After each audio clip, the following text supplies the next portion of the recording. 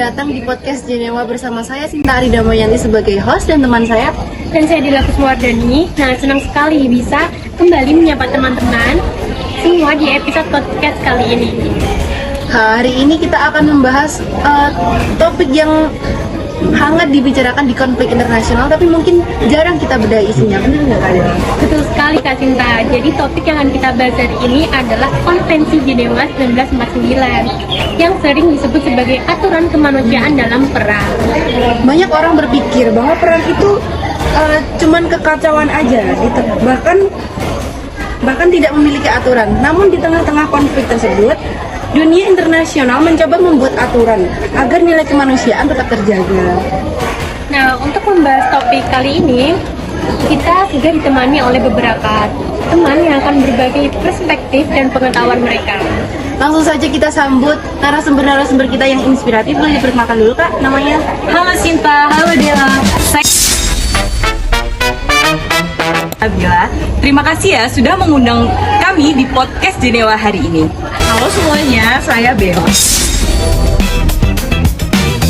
Senang bisa ikut berbagi informasi dan pandangan tentang Konvensi Jenewa ini. Halo teman-teman semua, aku Rangga Rizky Surabaya. Semoga teman-teman semua mendapatkan wawasan terkait bagaimana sih hukum internasional menjaga kita dari kekerasan di medan perang. Menarik sekali ya, jujur saja kalau kita membahas Konvensi Jenewa ini, bagi sebagian orang mungkin topiknya terlalu berat atau terlalu serius gitu ya Pak. Nah, padahal sebenarnya ini adalah aturan yang sangat dekat dengan isu kemanusiaan. Apalagi kalau kita melihat berita tentang konflik di berbagai negara pada saat ini. Betul sekali, Konvensi Jenewa ini sebenarnya bukan hanya dokumen hukum, tapi juga sebagai simbol dari usaha dunia untuk tetap menjaga nilai kemanusiaan. Sebelum masuk ke topik yang lebih berat nih, saya penasaran kenapa sih Konvensi Jenewa itu harus di tahun 1949? Kenapa nggak di tahun-tahun sebelumnya gitu? Oke, saya jelaskan ya. Sebenarnya dunia sudah memiliki beberapa perjanjian kemanusiaan sebelum tahun 1949, tetapi semuanya berubah setelah Perang Dunia Kedua. Nah, ini alasannya karena dampak yang sangat besar atau bagaimana ya? Benar sekali, dampak yang sangat besar karena Perang Dunia Kedua menunjukkan betapa mengerikannya perang modern. Teknologi militer berkembang sangat pesat, tetapi aturan kemanusiaannya ini belum mampu mengikuti perkembangan itu. Pada masa itu terjadi banyak tragedi besar, misalnya Holocaust, yaitu pembantaian jutaan orang oleh rezim Nazi. Selain itu juga terjadinya penyiksaan terhadap tawanan perang dan serangan terhadap kota-kota sipil. Bahkan banyak fasilitas teman-teman yang rusak akibat peperangan. Contohnya rumah sakit atau rumah-rumah. Coba kita bayangkan teman-teman waktu lagi Netflix atau nonton teater terus tiba-tiba kebom rumahnya, kan ya nggak lucu lah. Iya, benar. Di sini jelas gambaran seperti ini menunjukkan bahwasanya peperangan tanpa aturan itu dapat menyebabkan atau pelanggaran HAM yang cukup berat. Gitu. Jadi bisa dibilang perang dunia itu belajar dari trauma besar yang sudah terjadi ya Kak? Betul sekali Kak Sinta. Setelah perang berakhir, negara-negara di dunia ini menyadari bahwasanya konflik bersenjata mungkin tidak bisa sepenuhnya dihindari, tapi setidaknya harus ada aturan untuk menjaga agar peperangan ini ada batasannya. Gitu ya. Jadi berarti lalu negara-negara itu berkumpul di Jenewa atau bagaimana? Betul Kak, pada tahun 1949 ini banyak negara berkumpul di kota Jenewa, yaitu di negara Swiss, untuk menyepakati aturan baru tentang perlindungan korban perang. Dari situlah terlahirlah 4 konvensi Jenewa yang kita kenal sekarang. Dan tujuan utamanya sederhana tapi sangat penting, yaitu untuk melindungi orang-orang yang tidak ataupun tidak lagi terlibat dalam pertempuran. Berarti Konvensi Jenewa itu terbagi menjadi 4 bagian. Bisa dijelasin nggak lebih lanjutnya supaya pemirsa yang menonton ini lebih paham gitu?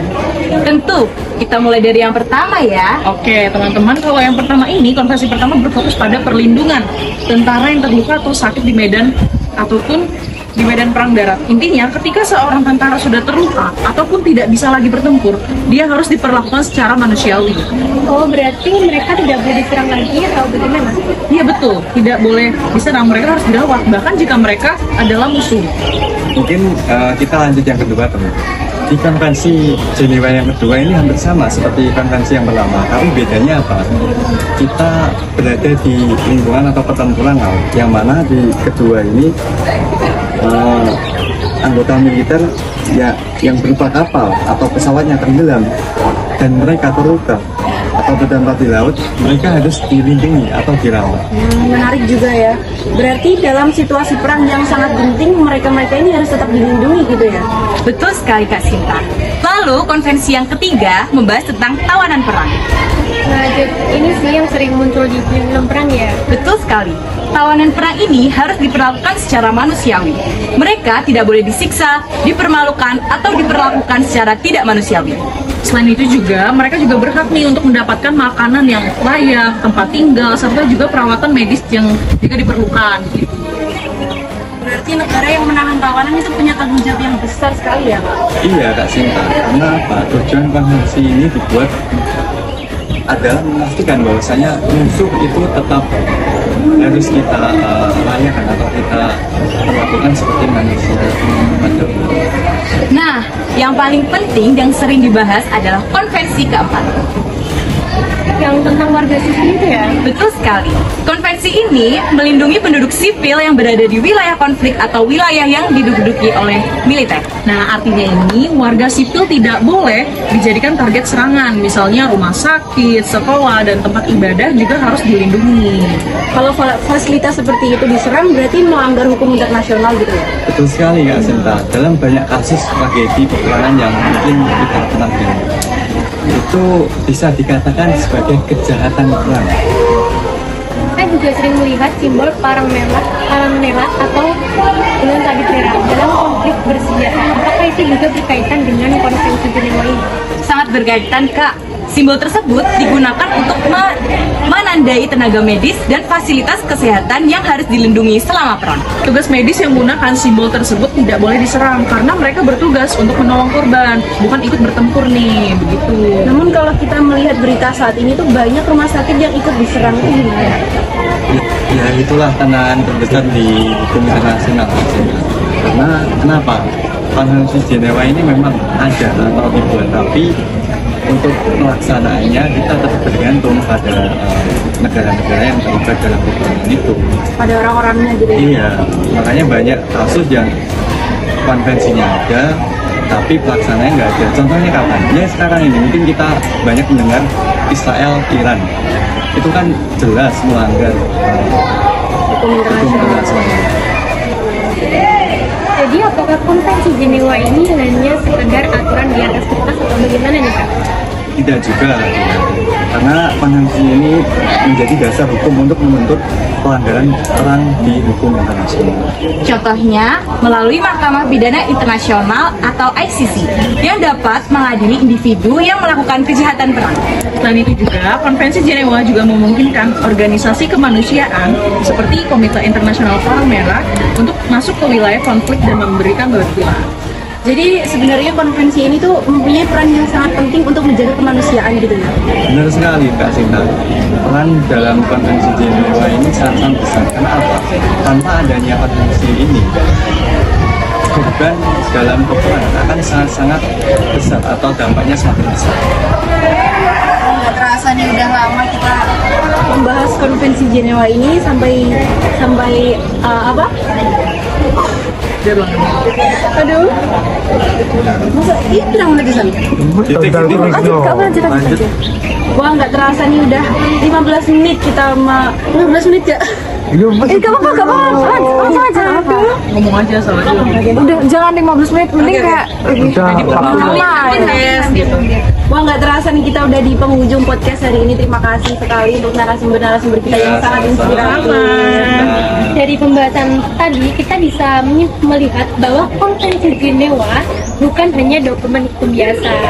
Konvensi ini adalah pengingat bahwa bahkan dalam situasi perang pun manusia tetap memiliki hak dasar yang harus dihormati. Nah, perang memang penuh konflik dan kebencian, tetapi Konvensi Jenewa mencoba memastikan bahwa nilai kemanusiaan tidak sepenuhnya hilang. Bisa dibilang konvensi ini sebagai batas terakhir nurani manusia terhadap lingkup peperangan. Menghormati konvensi Jenewa itu bukan berarti lemah ya. Justru menunjukkan bahwa suatu negara itu masih menjunjung tinggi peradaban dan kemanusiaan. Dan terima kasih kepada Kak Jihan, Kak Bella, dan Kak Azra yang sudah berbagi pengetahuan dan perspektif dalam podcast hari ini. Terima kasih juga sudah mengundang kami. Ya, semoga diskusi ini bermanfaat untuk para pendengar semuanya. Dan semoga kita semua makin sadar pentingnya hukum internasional dalam peperangan. Baiklah, saya Sintari Damayanti sebagai host undur diri bersama teman saya. Dan saya Dr. Mawardani. Terima kasih sudah menonton podcast ini. Sampai jumpa. See you next time. Konvensi Jenewa Tetap kritis, tetap manusiawi. Yeay!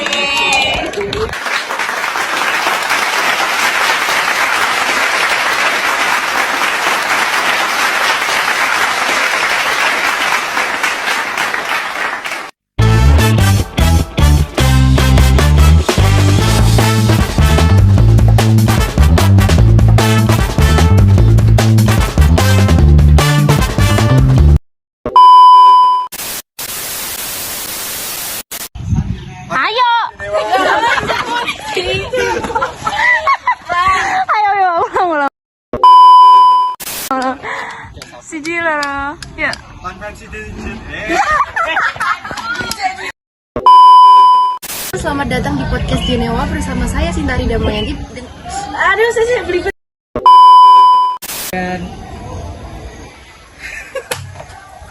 Udah tahu apa? Langsung Ternyata dia anjir, Kak. Dia nanya, ya kan? langsung. Perang.